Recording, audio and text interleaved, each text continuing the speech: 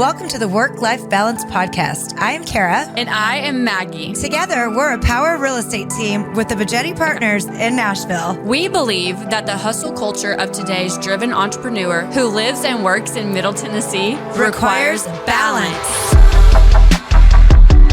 Welcome back to Work-Life Balance. Today we have a special guest in the house. This is Brian Templeman.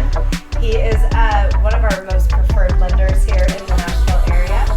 And thank you for sharing your day with us, Brian. Thank you for having me. Yeah, I appreciate it. So let's get into the nitty-gritty lending. We have some questions for you, so we came up with a few topics that we thought people would really like to learn more about. So I guess they kind of go generationally. So I guess we'll start with young. Don't go with the elders. We'll go with the young. elders. Yeah, okay, we'll start young first. So, I mean, specifically for me, because I know you and I will probably work together soon on getting me a house. So what are some tips that you have for young people that are looking to buy and what they could do to help their odds of getting like better rates or just better like monthly payments, things like that? That's good. Yeah, no, I mean, I think the biggest thing, obviously people have to establish credit. So at some point you got to get a credit card, unfortunately. That's how it is in our society. Yeah. You got to prove that you can handle debt to get more debt. So, obviously staying up on your credit. And I would just be real diligent with putting money away. I always talk to buyers, especially first-time home buyers, because we were all there. We didn't have a ton of money. Most first-time buyers are going to do probably an FHA loan, which has only 3.5% down, which is the lowest down payment really that you need to get a house. Yeah. So the money has to come from somewhere, and so a lot of people don't have family to be able to gift money. Yeah. I always bring that up, like, hey, it may not be an option, but maybe it is. Yeah. And so, but I think just saving. And I think also, so obviously the credit, establishing credit history, try and put as much money away as possible. I think what first-time home buyers need to understand is that the house you're buying, it's not your forever home. Yeah. So you are just getting in the market, and your payment, whatever it is, it's going to be tough for you as a first-time buyer. Yeah. It's going to be tight, because you might have just started a job. Where your salary is going to be going up every year, but that first year, most of your income is probably going to be going towards your house. Oh, I remember those days. Oh my gosh! So the rates right That'll now. be me very soon. Rates right now, which I know, like people are thinking, oh my God, they're so high. They're actually typical. Yeah. Historically, and so my first house I bought in Livermore, California, was 6% interest rate, and at the time, all I cared about, and that's what I think the last 2 years with rates. More people are expert in rates because it's been all over the news. Yeah. All over. Yeah. So, what I feel people should really care about, especially as a buyer, what's my payment? Yeah. I'm not going to be in this house for 30 years. I'm not going to be in this loan for 30 years. So, can I stomach the payment regardless of what the rate is, knowing that hopefully I have a good lender that's going to call me when, hey, it's time to refinance. I could save you some money. Just know that it's not permanent. Everything's going to be temporary. So, my first house, I had a TV and a bed. Yeah. I didn't have anything else and for top months. ramen in the pantry. Seriously. You got to start somewhere, though. I used to be a teacher. Yeah. And so to buy a house in the Bay Area as a teacher, but I had the blessing of my mom and dad, who my first 3 years of teaching, I lived with them. Yeah. But the deal was like they're trying to help me buy a house and save up money, and I saved up a ton of money to be at least ton of money for me at the time to be able to I put 5% down on a house. Yeah. Yeah. So it's kind of funny, like, not to jump ahead because that's something we want to talk about also, but the whole saying, almost what you just said, is totally the opposite of the marry the house, date the rate. Because you're right, like, it's not your forever house. I'm still not in my forever house. Correct. And I'm 40, like, 2, by the way. But at 24, when we bought our first home, we 100% knew that wasn't our forever house, but it was like, we're getting in the market, we're having our first baby, like all the things, we were doing at that age. Yeah. And I remember like John being as pale as the ghost, like freaking out. And I think our payment was like $1,400, which is you can't even find a rental for that now. Nope. So I remember that, like him walking in the door, and I'm like, "What's up?" And he was just white, like freaking out. And so it was like, okay, we can make this payment, we're going to make do, whatever, and move on. So we never were going to marry that house. Right. But now, like, you're kind of saying, like, it's not your forever house. Figure it out. Just get in the market, right? Yeah. That's kind of what we say as realtors also. Yeah. Get in the market. The rates will change. Yep. If you can stay in this, like, crazy little thing we're going through right now, yeah. I think when you go back and you can refinance it or sell it, because you may have appreciation still, the way that... Or rent it. And now you're creating your portfolio. Correct. See, so I think... Sorry, I'm totally jumping ahead because there's so many things we could talk about. But, like, educating the buyers is huge. So, really, you are a teacher by trade, and you utilize it every single day in this business, that we have to educate. Yeah. Because they think they know everything because they've Googled it. Or the news is telling them. Yeah. And they have no clue. Yeah, something I want to say on that too is, like, if you have a house payment that you think that you can't afford, so $1,400 then was probably a lot for you guys. It was like crazy amount. Yeah. But, like, advice that I got from Reed's dad is, if you have a payment, you're gonna figure it out. Like, if you have a payment of $1,500 a month, you're gonna find a way to make $1,500 a month. Yeah. So it's just getting in it and doing it, and then figuring it out later. Yeah. I agree. No, so I mean that's it, but yeah, I mean I think, are we in our forever home? I'm 42 as well. I don't know who's older. So oldies. You are Pisces. Okay, so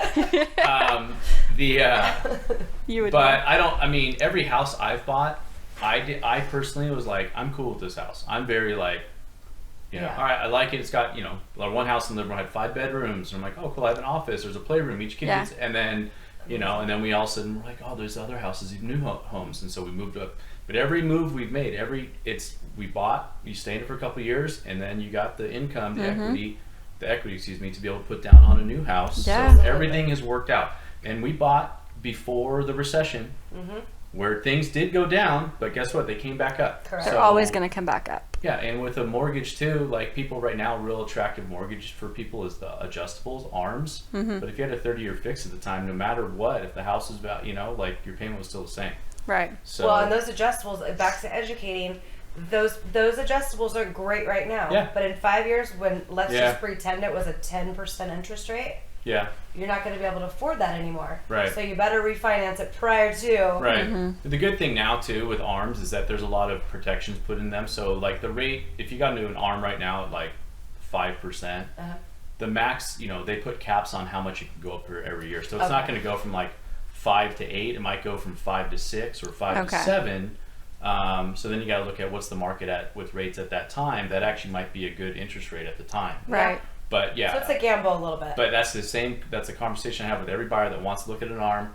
It's like, okay, the goal is to refinance before that 5-year or 7-year mark, or you move. Right. Yeah. So, but it's all it's all about showing people options. Whatever's going to help them with cash flow or whatever's going to make them comfortable for a payment. We, both, our jobs, sometimes we're like, hey, you can afford this, like on paper, but it's ultimately their money. Yeah, it's hard, but it's like, hey, but it's like, just get in. I know. Maybe it's a duplex, you get a renter, or maybe it's you buy a house and you're single and you can rent out a room. There's a way to figure it out, but ultimately, you don't want to make a client feel uncomfortable. It's like, hey, you can do this. Yeah, that's such a conversation we have right now. Like, well, I know you for sure are seeing it because we're not your only agents. That's a big thing right now. Is like just getting our buyers off the fence, and it's so funny because before we just started going on air. You said exactly what our buyers are saying. Yeah. Why have you not bought a house yet, Maggie? Because I want to wait till December. And he said, why are you waiting? Yeah. Because that's the thing with all the buyers. And I get it on an investor's side. Why have I not picked up a rental? Right. I'm kind of waiting to see if it's leveling out anymore. And I get that. Like, not only are we agents and right on the forefront of it, we also understand why people are waiting. Whether that's a good thing or not that they're waiting, it's hard to say. Yeah. Right. Because what happened 2 days ago? Yeah. Federal Reserve raised their rates and caused some panic in the market like it typically does. So, and then so I don't know if I want to get into that, but I mean the last 2022 for interest rates in general, whether it be the Fed rate or mortgage rates, they've increased significantly to help with inflation. Inflation's the biggest factor in why rates are higher right now. Right. So, yeah, I mean, the Fed, although it's odd because the last 3 times the Fed has spoke and they raised their interest rate, mortgage rates have actually gone down the same day. I want you to kind of, in a nutshell, in layman's terms, it kind of explain how maybe the Fed hike doesn't always directly affect the consumer home loan, where most people think it does. I think that's the education part where no matter, I mean, every lender's going to probably on Wednesday, if you follow a lot of lenders on social media, they probably posted the Fed rate's not a mortgage rate. Correct. It does affect mortgage rates, but the Fed rate, it's the rate in which banks charge each other to borrow money. What's one of the products that banks offer? Mortgages. So they got to make their margins, so they then have to increase their mortgage rates. Right. But mortgage rates are directly affected by the purchase and sale of mortgage bonds. So it's obviously that's, you know, even though it's as simple as possible, you're still probably, you know, people are probably like, huh? Yeah. Basically, the Fed's doing everything they can to kind of slow things down because the last 2 years, even though it's been great for business and great for the economy, in a way, it actually hasn't. So we're seeing this, you know, the market kind of slow down a little bit, which it's tough. You know, when you're telling someone, hey, your possible interest rate's in the 6s, and like, wait, what happened to the 2s and 3s? Yeah. That was last year when we first started talking. You wanted to wait. But yeah, the That's Fed the rate, thing. it does directly affect home equity lines, student loans, and credit cards. But then when banks that offer or lenders that offer mortgages, you know, so they in turn have to increase their rate. Right. Because now when they're borrowing money from somewhere else, they're charging higher. So now they got to charge their customers higher. Trying to balance it out. I mean, everybody's in this to make money somehow, whether it's banks, whether it's people. Like, that's the whole thing. Our economy is run by money, so that's just how it is. It's hard right now because there's a lot of, you know, there's some lenders that are totally cutting their margins just to basically, you know, push out the competition. Right. Some can't do that. Some people have been laying off staff, you know, to try to combat, you know, rising interest rates because the refinance boom is over of 2020 and 2021, where, you know, you could talk to, I mean, everybody has a rate in the 2s or 3s. And for my clients that are in the 2s and 3s, I'll probably never work with them again. Correct. Unless they buy something else. Right. But I try to make sure, just like you guys do with all your clients, no matter if you closed, you know, a deal with them a year ago or 5 years ago, you try to stay in contact with them because ultimately our job, you know, a lot of our business is based on referral and doing a good job for somebody is ultimately going to lead to someone else. So yeah, but there's a lot of people, you know, myself included, with our loan, like I'm like, we're good. Like, I don't think I've ever seen a 2. No. In my history of being in, and that's 20 years. There's never been a 2. Yeah. I mean, even when I was 24 getting mine, I think I was in the 4s or 5s probably. I was talking to my parents. So they said when they incredible. bought their first house, their interest rate was like 10%, 11%, Okay. something 80s. insane. So, and that's the 80s. Yeah. And when my mom was selling real estate, it was 14%. Yeah. Door knocking. Yeah. Try That's that. insane. Yeah. No one's buying anything at 14%. Nobody. Yeah. People are buying anything at 6 right now, and you're going, but it might be 8 in a couple But of months. and it's hard too because you talk to, like I talked to my dad about, like, you know, they bought their house in Pleasanton in '85. I think his interest rate was 13 or 14%. Yeah.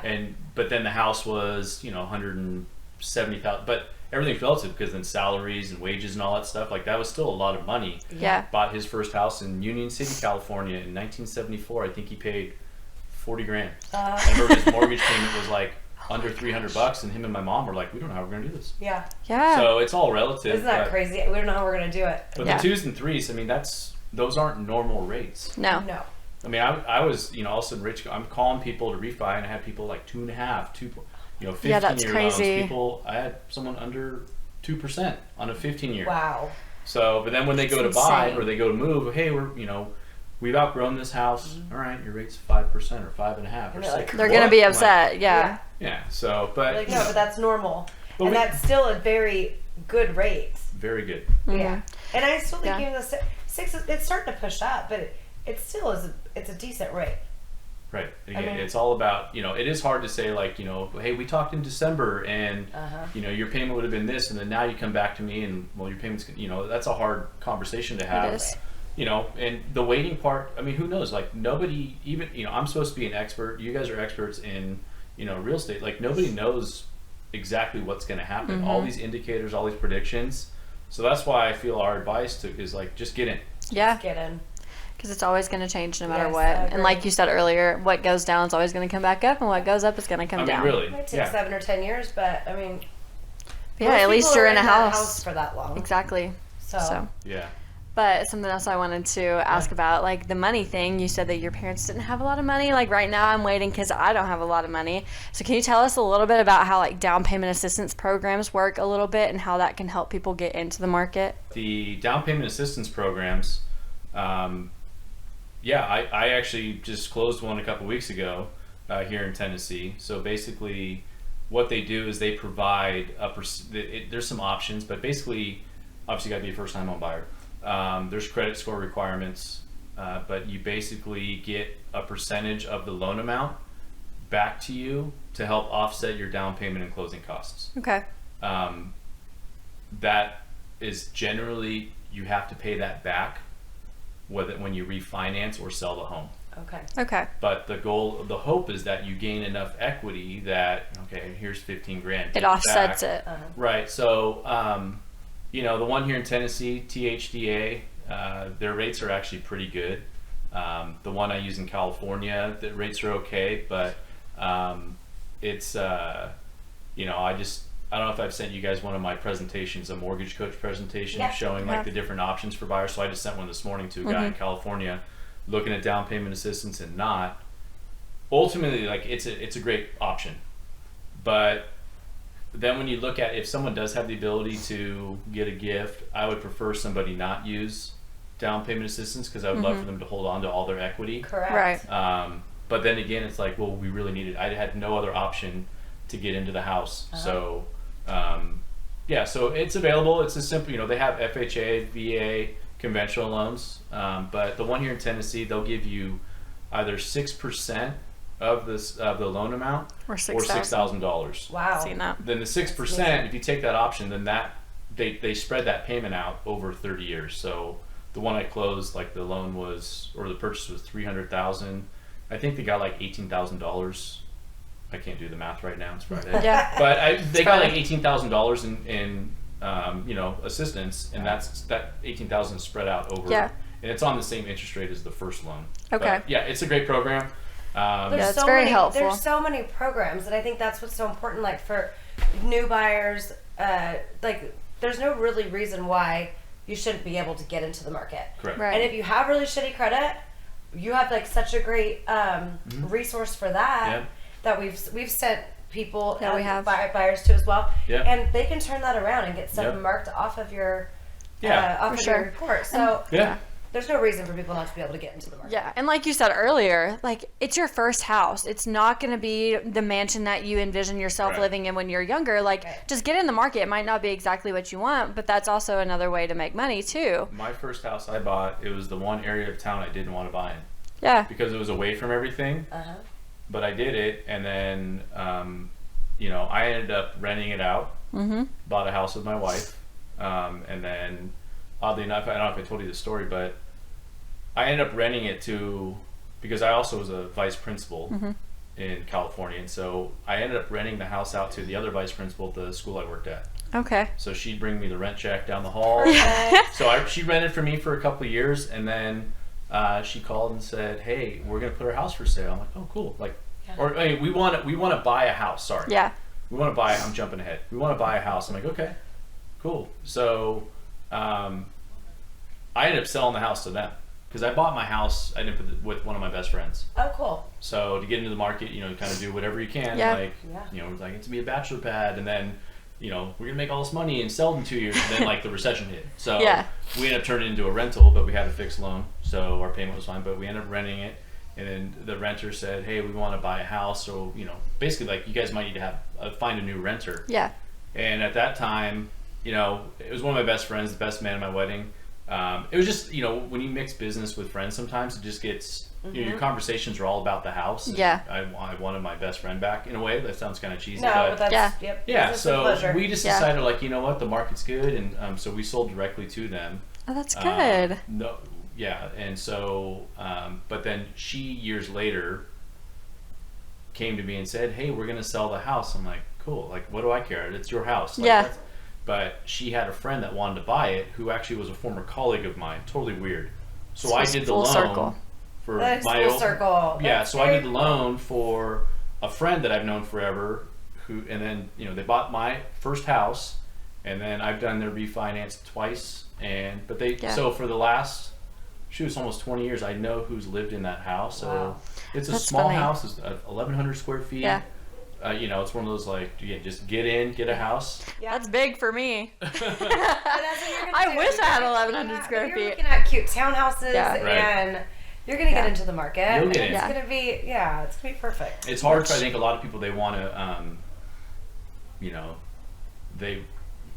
patience is really, for some people it's really hard to kind of have to deal with that. Like, okay, but I see that house down the street all the time. I really want that house, Yeah. but like that might be a few years. And, Sure. I don't know. So I just think, you got to do something and be patient. Things will happen. It always does. For So sure. your advice to young people, just to recap, young people, get your credit going. Yep. Make sure you make your payments though, Yep. because get a credit card and not make your payments, now we're in a Yep. situation. Yeah, it's gonna hurt you at that point. So really Yep. start there and then start saving. Yep. Get into the market. Don't wait. We can Yeah. always refinance you. We can always sell and get you something, or you can start your portfolio, which is, I think, the American ideal. Like, let's start getting some rentals and some passive income, and and flow in that situation. So there's different routes, and I think another thing just to add real quick is that we like, in the era where a lot of things are online. So with, certain, real estate companies, like everyone thinks they're a realtor with looking online, like, oh, well, I can pick out what comps are. I know how to do your job. Same thing with rates, like people, you know what I mean? Happens all the time. Yeah. But I think for, to actually meet and sit down with a person, a human being, rather than, trying to buy a house, with someone online or whatever, I just think that human interaction is still important. So, totally agree. And if it's like, hey, let's just say we're a couple of years out.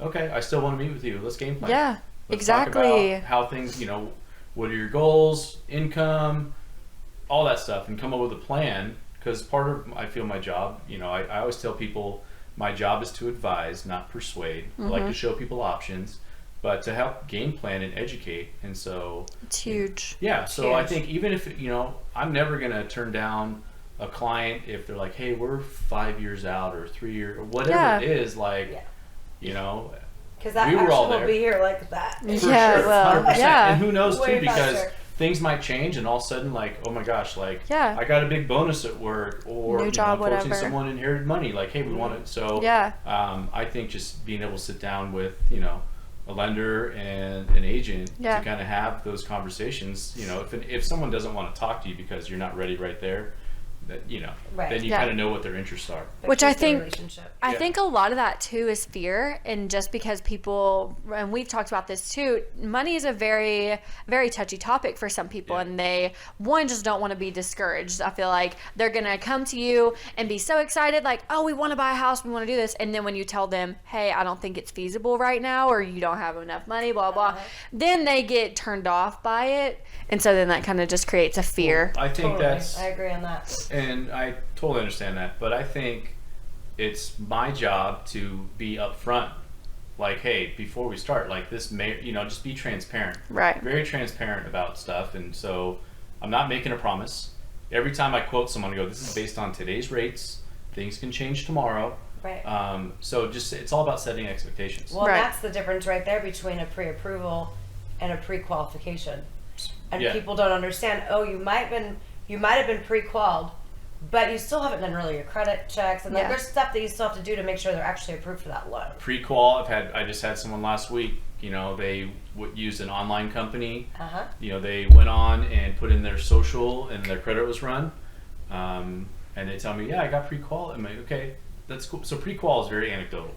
Yeah, plug in some stuff. They probably pulled credit, that's fine, but like, do they have your income? Do they have your assets? Do they have all that stuff? No. Okay, well, that's not a pre-approval. Yeah.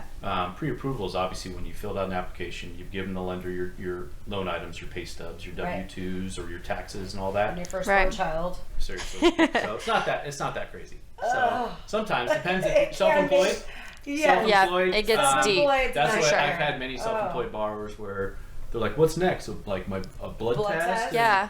But I think that's crazy though too, because they really have to look at everything though. So it feels like they're taking an arm in the leg, but all you're trying to do is help. Think how much money they're giving you.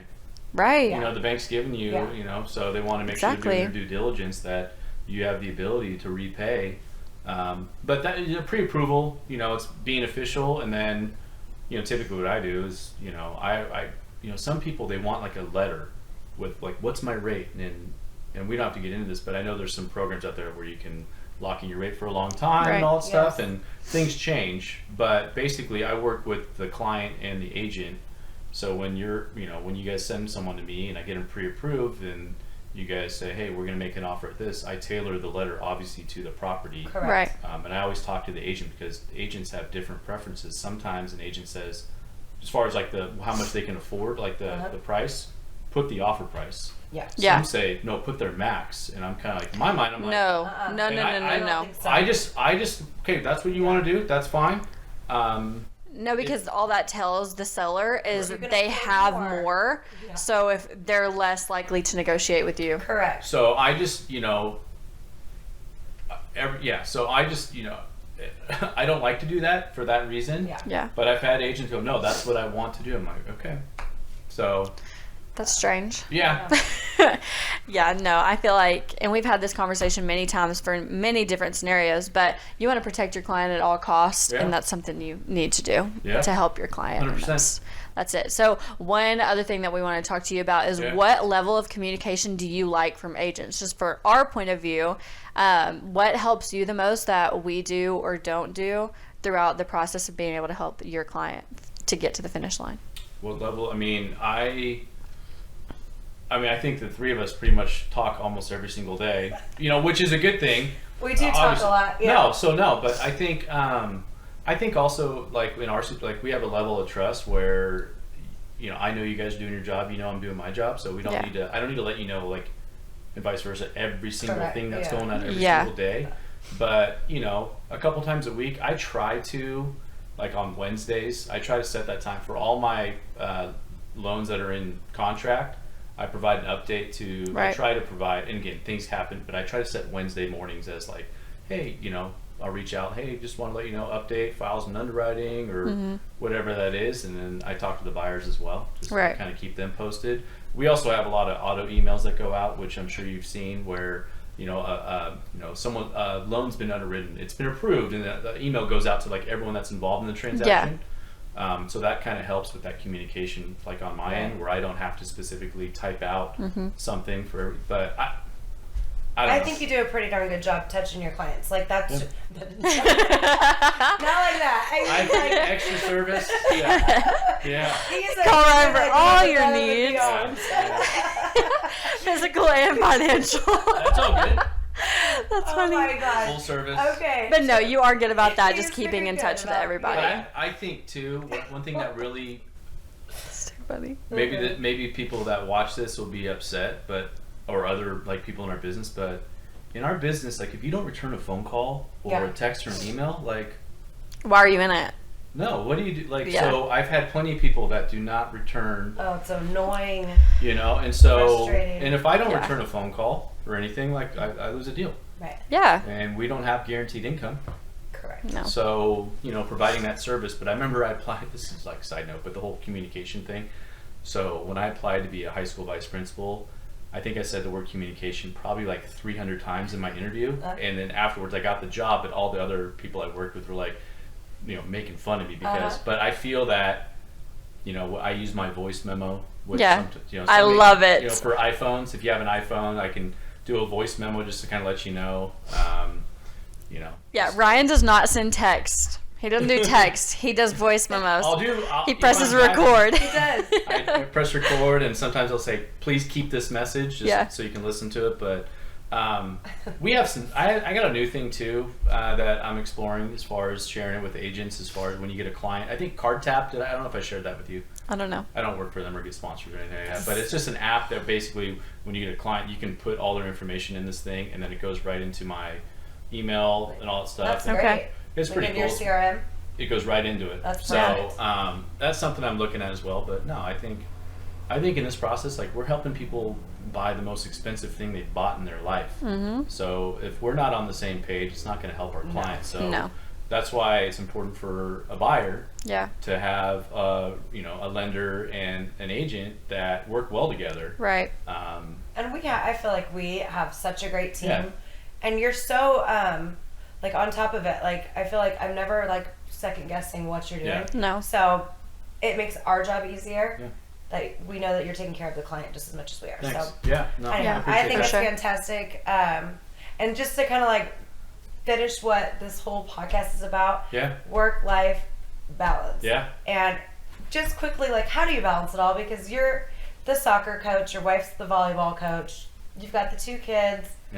You're doing lending. She's a badass at Arbonne. How are we, like, do you have any, like, tips, tricks? I finally convinced my wife to use Google Calendar. Shout out Google Calendar.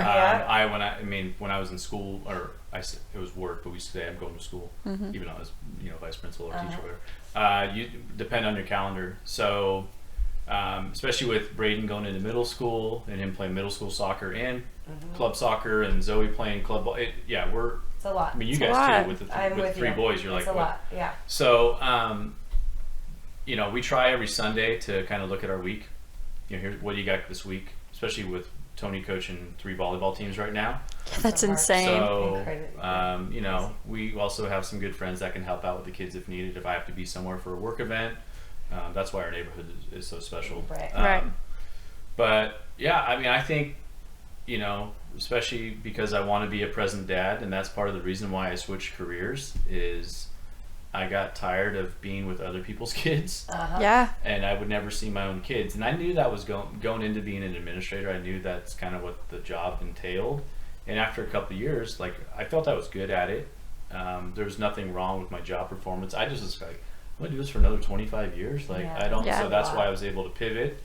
And I feel, the cool thing with our schedule, obviously we kind of set our own schedule, even though we kind of our hours are 24 hours a day. But really being able to set boundaries with, whether it be friends or with clients too, like, hey, I'm not afraid to tell a client I'm in the middle of coaching soccer practice. I'll give you a call in a little bit. Hopefully if they don't like that, then I don't know if that's someone I want to work with. Exactly. We just talked about that, right? Everything can be maybe put on hold except for if it's a funding issue.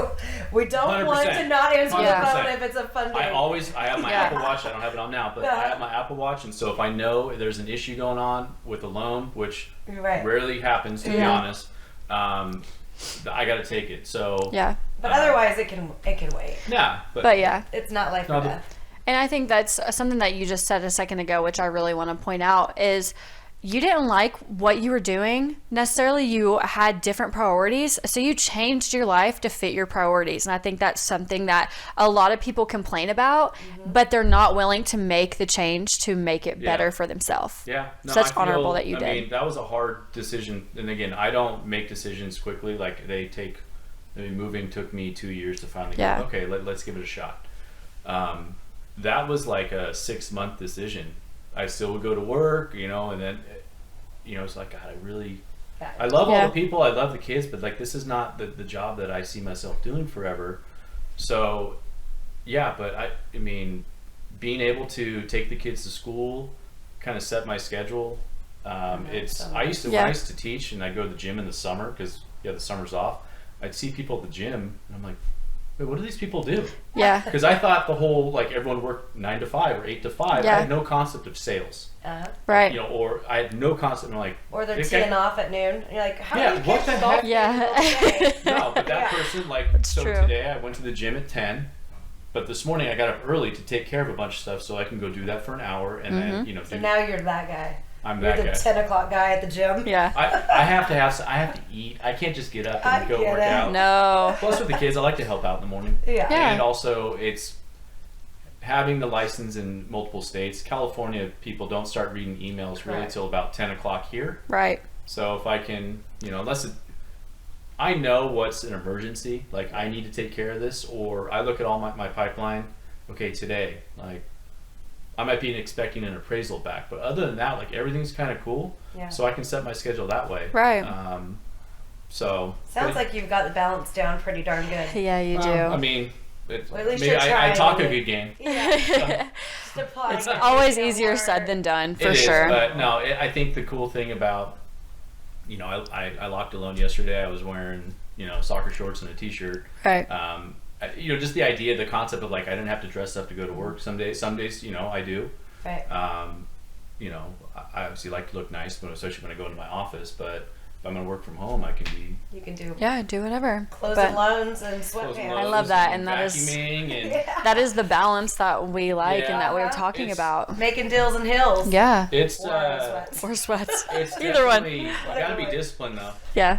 You got to be disciplined and organized, because if what could happen as far as just getting off track if you don't have. My life was run by bells. Yeah. In education. Yeah. It's not anymore. Now it's like holding yourself accountable. Between this period and this period, I have go get coffee or go get a snack. Yeah. But so you just got to be real diligent with your schedule, your calendar. Yeah. I'm accountable. Well, thank you so much, Ryan. No problem. Thank you. I mean, you're so great. And if anybody in the Middle Tennessee area or California is looking for a lender, highly suggest Ryan. Yes, Templeman, 100%. Templeman. Templeman. Templeman. The man. The Templeman. He will be your guide to a successful home buying purchase. So yes. We will tag him on here with his Facebook, Instagram, and email. So feel free to reach out to Ryan and like, subscribe, follow, all the good things. But until next time. Yeah. Thank you. Take care. And we'll see you